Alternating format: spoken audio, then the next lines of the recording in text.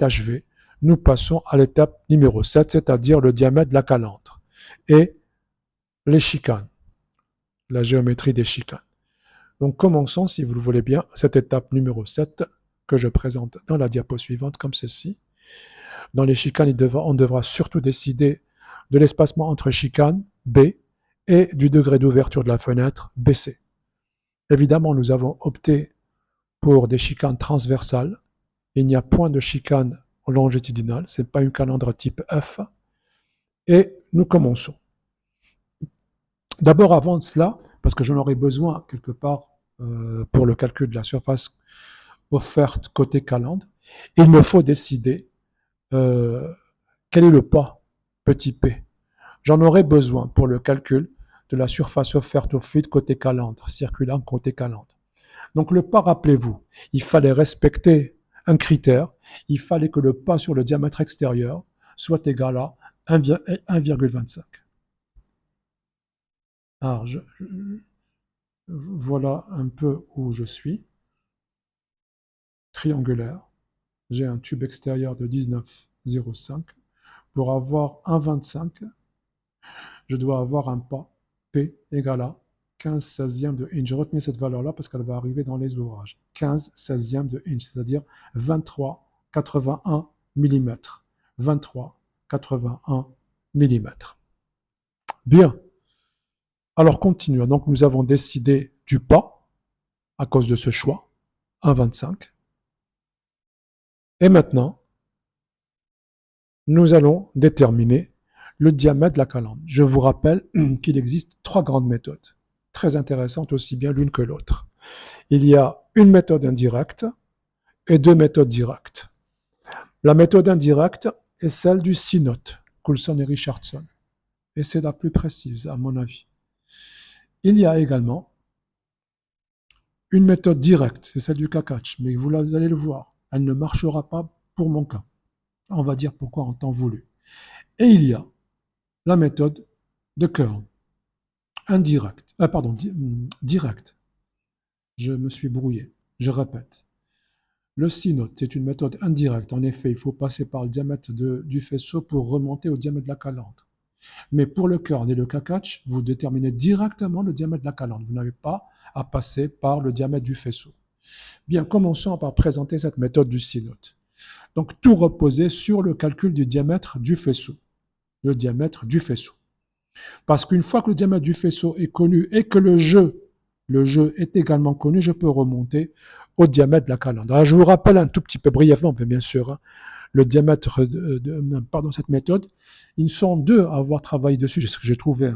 Il y a d'abord le C-note, le premier, et le C-note en 83, mais il y a également un ouvrage que je vous avais présenté, qui est très intéressant, émis en 2014 par Mounir voilà, Ben Najah, par Mounir Ben Najah, où ils adoptent exactement la même méthode, qui, pour pouvoir trouver le diamètre du faisceau, se base sur le nombre total de tubes, l'alignement et le nombre de passes côté tube, comme ceci, et que cette expression s'écrivait en fonction du diamètre extérieur du tube, multiplié par le nombre total de passes, divisé par K, entre parenthèses, la puissance 1 sur n.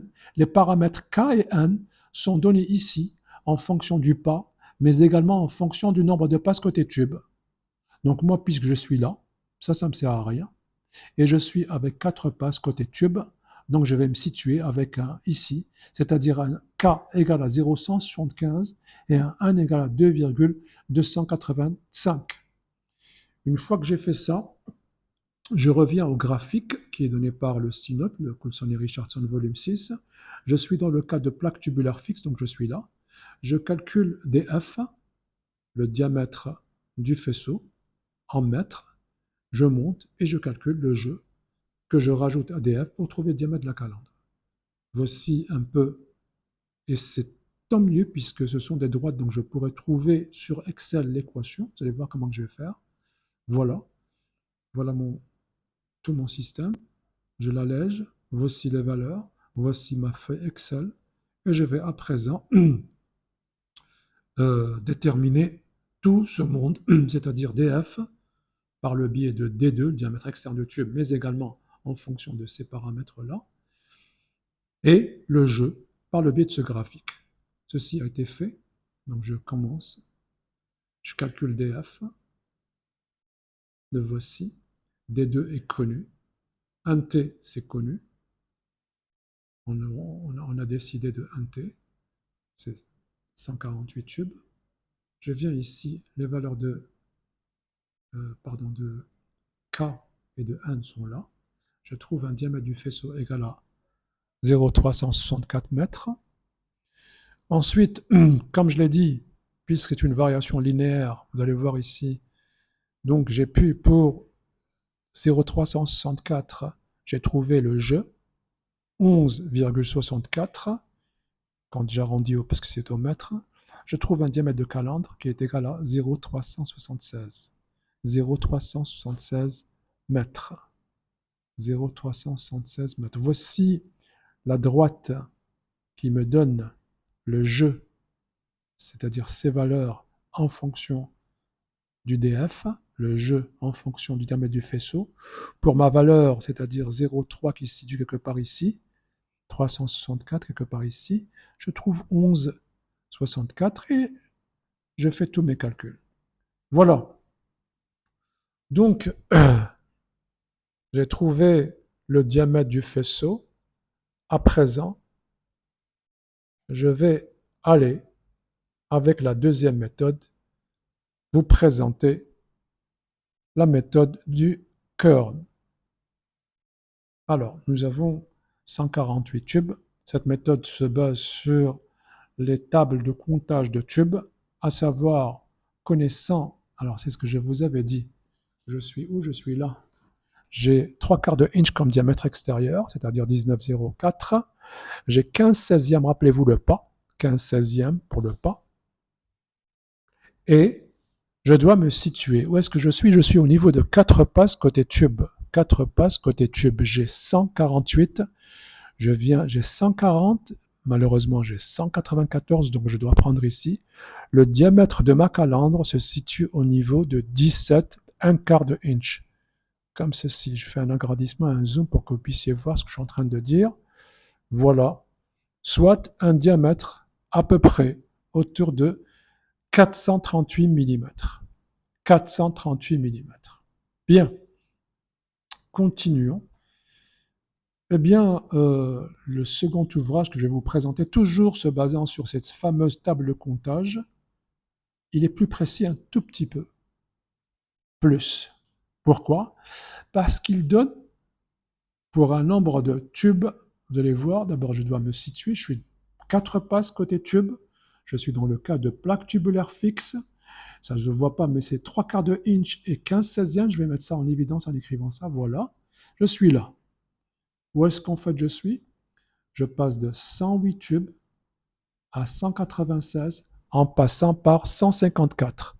Et 154 tubes, ce qui est un peu au-dessus de 148, c'est très bien, ça me procure des diamètres de calandre autour de 15 1/4.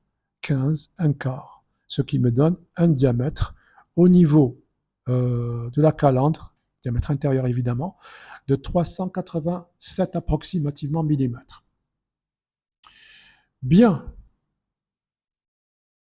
Enfin, pas enfin, il y a encore le huitier, c'est exactement la même valeur, c'est exactement les résultats du Kern, 17 1/4, mais également un ouvrage que je vous ai présenté, que voici, dont j'ai pu avoir uniquement les tables, je n'ai pas pu tomber sur cet ouvrage, mais j'ai pu avoir les tables. Voici les tables, donc toujours, je dois me situer 3/4 de inch pour le diamètre extérieur et le pas de 15/16e de inch. Je suis exactement comme le Kern pour l'alignement triangulaire. Rappelez-vous, il y avait l'alignement triangulaire. Je vais faire le zoom uniquement sur la partie qui m'intéresse. Je suis exactement à 17 1/4. Vous l'avez compris. Kern et le Chauvel, mais aussi le Whittier, fournissent la même valeur. Il n'y a que le Ludwig qui donne une valeur un peu plus petite, qui se rapproche de celle du C-note. Mais je vais faire un tout petit commentaire. Pourquoi il est vrai que la méthode de Kern n'est pas aussi précise que celle du SINOT, mais il y a un avantage certain pour Kern. L'avantage est le suivant. Kern est aussi bien que tous les autres présente les diamètres de calandre susceptibles de recevoir ce nombre de tubes. Ces diamètres ont été standardisés. C'est-à-dire que vous trouverez chez les fournisseurs ces diamètres. En revanche, pour le SINOT, la valeur que je vous ai donnée, elle n'est pas standardisée. Il faudrait ensuite aller voir sur les tables pour trouver une calandre normalisée que vous trouverez sur le marché. Voilà, c'est le commentaire que je voulais faire. Enfin, je vous présente le dernier ouvrage, ou bien la dernière méthode, la troisième méthode, pour pouvoir trouver le diamètre de la calandre, qui est également une méthode directe, et qui est la suivante. C'est celle du Kakach, un très bon ouvrage, émis en 2012. Elle se base sur deux constantes que j'avais présentées. Je ne vais pas rentrer dans les détails. Mon souci est le suivant. En fait, j'ai deux types de soucis. Je vais commencer par le premier. Pour le nombre de tubes côté tube, nombre de passes côté tube, le Kakach ne donne que 1, 2 et 3. Alors que moi, je suis à 4 passes côté calandre. Alors, j'ai fait deux hypothèses. Je vous le concède, aussi farfelu l'une que l'autre. Mais c'était juste pour pouvoir avoir un ordre de grandeur du diamètre de la calandre qui va en ressortir. J'ai d'abord supposé, peut-être, je me suis dit que peut-être le Kakach, il suppose un nombre de passes égal à 2, et donc la constante égale à CTP, elle est égale à 0,90, mais également pour tous les nombres de passes pairs. Donc en vert, vous trouverez le diamètre donné pour 2. Et ensuite, je me suis dit peut-être que le Kakach considère, à partir de 3, que la constante ne varie très peu et qu'elle est égale à 0,85. Dans tous les cas, donc, je vous présente les deux valeurs auxquelles j'ai abouti en fonction donc, de sa méthode. Je tiens aussi à faire une seconde remarque. Regardez bien, le Kakach présente le diamètre de la calandre, shell, comme ceci. Et pour ce faire, il se base dans son équation sur la valeur de la surface totale d'échange. Alors que moi, je présente une autre expression, pardon.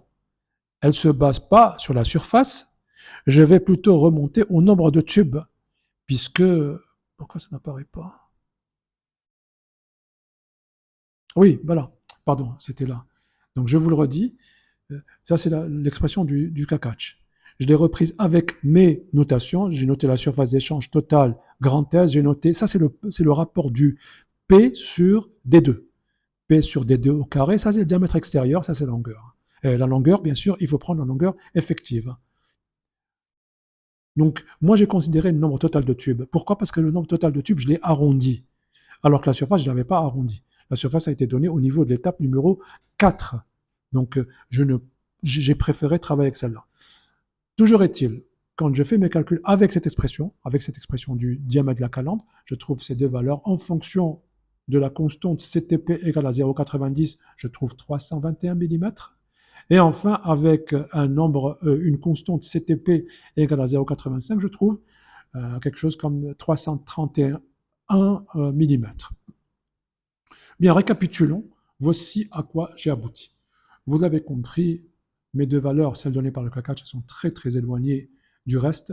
Je décide de ne pas les prendre en considération et je me concentre uniquement sur celles données par le SINOT, qui est l'ouvrage le plus récent, et sa méthode, bon, elle me plaît beaucoup.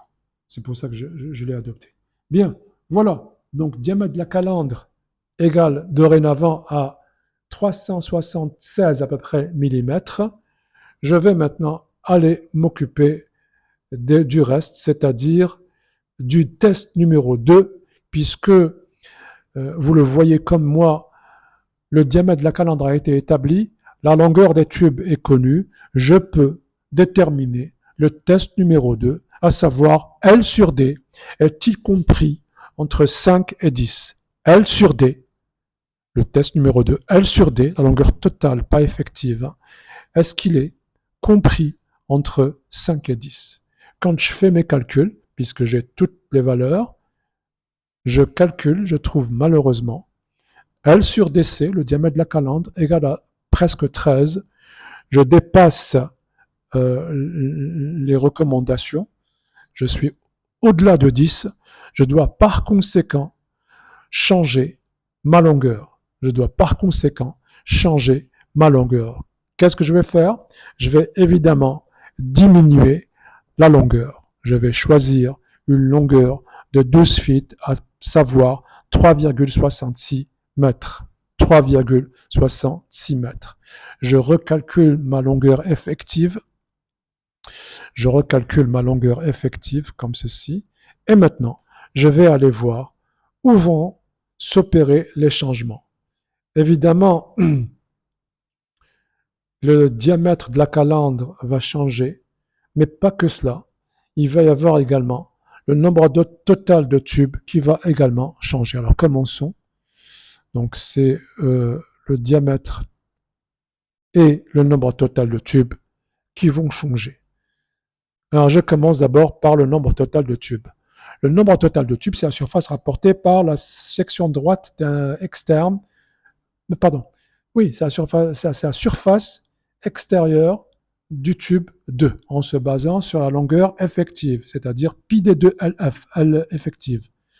Alors je m'explique, je répète, 1T, c'est la surface totale de l'échangeur divisé par la surface externe, la surface latérale du tube en se basant sur la longueur effective. En se basant sur la longueur effective. Bien, la longueur effective, on va faire son calcul, il faut lui retrancher 2 fois 25 mm, 25-40 mm. On trouve quelque chose comme ceci. Je la mets en évidence et maintenant, je l'injecte, je trouve un nombre de passes, un nombre de tubes total égal à ceci.